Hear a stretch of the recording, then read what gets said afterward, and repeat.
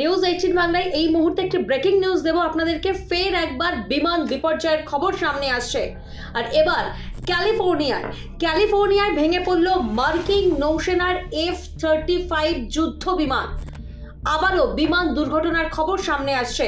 মার্কিন নৌসেনার সূত্রকে উদ্ধৃত করে একটি সংবাদ মাধ্যম CNN তারা নিশ্চিত করছে, তারা কনফার্ম করছে যে ভেঙে পড়া বিমানটি মার্কিন নৌসেনার F-35 যুদ্ধ বিমান।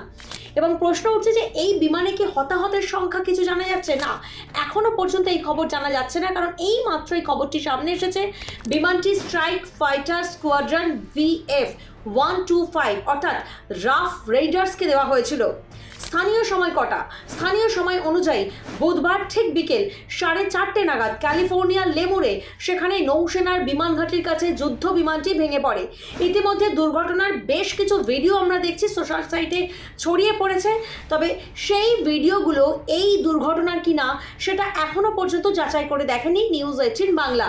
তবে তাতে দেখা যাচ্ছে একটা মাঠের মধ্যে পড়ে রয়েছে ভাঙা বিমানের ধ্বংসাবশেষ এবং তা থেকে আগুনের হলকা বেরোচ্ছে, কালো ধোঁয়ায় ঢেকে গিয়েছে চারিদিক। ভারতীয় সময় অনুযায়ী বৃহস্পতিবার ভোর রাতে এই ঘটনাটি ঘটেছে।